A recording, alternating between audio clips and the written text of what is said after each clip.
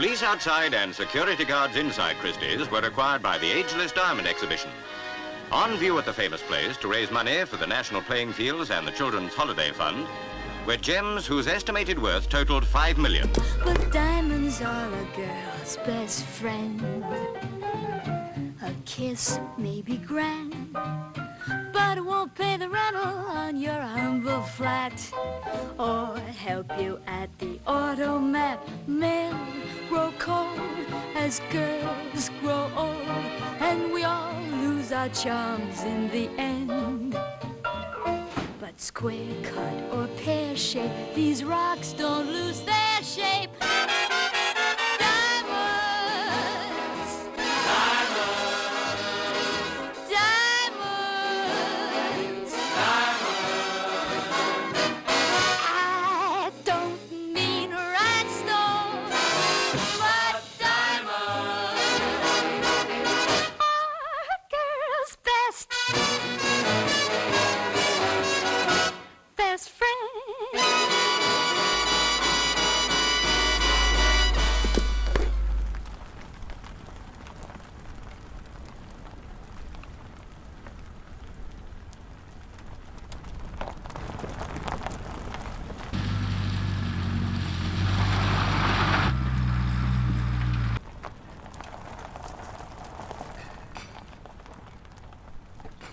When the war in Sierra Leone began, I and other people who had a kind of a soft spot for Sierra Leone began to talk about it and wondered why this country had gone off the rails, why the war in Sierra Leone was so vicious.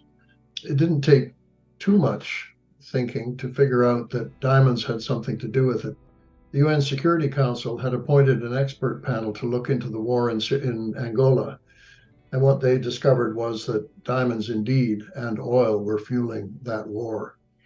So when the UN Security Council corroborates what NGOs have been saying, makes a big difference. NGOs are one thing, but the Security Council is another.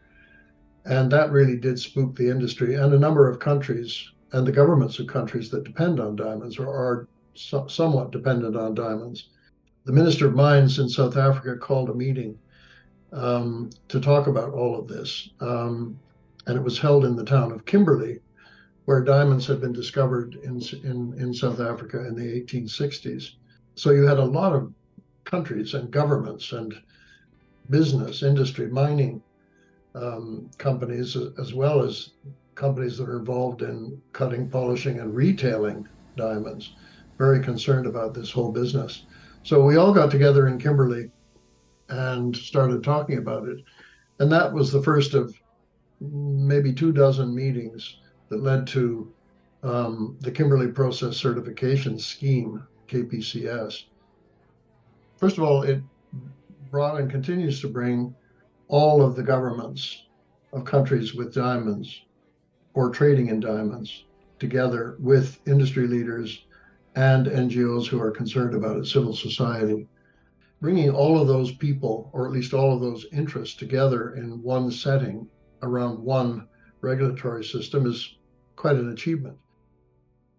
With the Kimberley process, there really wasn't any treaty. There was nothing anybody had to sign. You were either in or you were out. If you were in as a government, you had to do certain things. You had to change your regulations and your legislation. But you didn't need to sign anything. If you didn't do it, you weren't in. If you did do it, you were in. It was voluntary.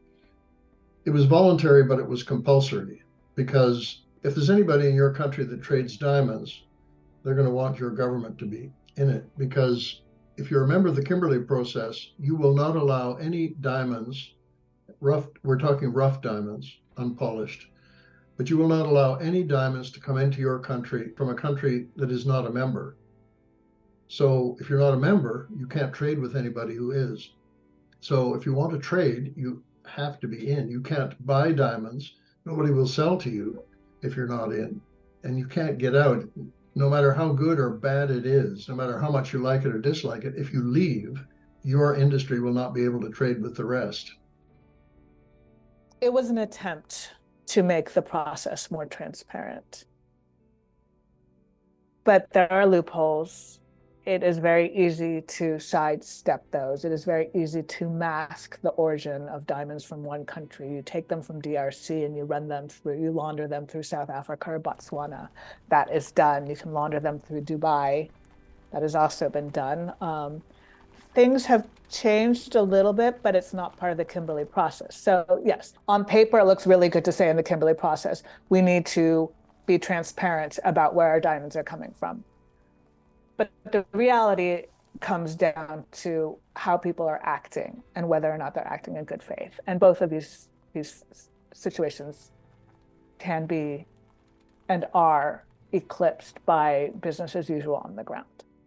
So how to strengthen the Kimberley process has been an ongoing question. Governments have reasons to not want to make it too strong, not necessarily for nefarious reasons, but because the documentation is more time consuming, it does require labor hours, it raises the costs. So governments are reluctant to make it too stringent because it makes things more difficult for them. The Kimberley process it claims that it works by consensus. But with the Kimberley process, only one has to disagree and it won't go forward. A decision will not go forward. So you've got a decision-making process almost guarantees that there will be no teeth in the Kimberley process. An additional problem is the definition of conflict diamonds. At the beginning, the definition, you'll see the Kimberley process definition is quite limited. It says diamonds that are stolen by rebel armies to overthrow legitimate governments. You could argue about the fine points of that definition, but what became clear as we went along was that that wasn't good enough. That wasn't broad enough. So there were attempts to change the definition to have a broader definition of what constituted violence, conflict, and human rights abuse. That argument has been going on for 15 solid years. Another option that's also just been growing, of course, is synthetic diamonds. That industry has only accelerated in the last 7 years. I think it's being pushed back from the likes of De Beers and the other industries, the natural diamond industry that is threatened by that. But I think consumer acceptance is growing. They advertise that they are clean, they are conflict-free, they are ethical, there's no child labor and all the rest of it. I think that has forced the natural diamond industry to perk up and pay more attention and get a little bit tougher when they go to Kimberley process meetings. So consumer awareness, I think there is more courtesy of movies like Blood Diamond, but more I think now from the advertising you get. Thanks to the synthetics, they are now asking more questions than they did, let's say, 10 years ago.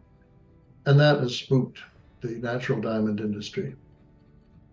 There are other newer ways to track the sustainability of diamonds that have come up. Blockchain is one of those technologies that can be used to make sure that the diamond you buy is indeed the one that was sustainably mined. The call for change has to come from consumers, from the exporting countries, and from producers that might say they want a transparent supply chain, but how much are they really doing to ensure it? You want diamonds to be what they're advertised. I mean, diamonds are symbols of love and purity and wealth, of course, but what you want is an industry that can say the diamonds have been mined and processed in a way that's consistent with the image. There's quite a long way to go. I think, some good steps have been taken. The Kimberley process was good as far as it went, but it hasn't advanced. I think the attempts to deal with conflict diamonds and to bring ethical issues into the diamond industry have always been 3 or 4 steps behind the unethical. They haven't been able to get in front of it. There has to be more done to get in front of the bad behavior because there is so much money involved in this business.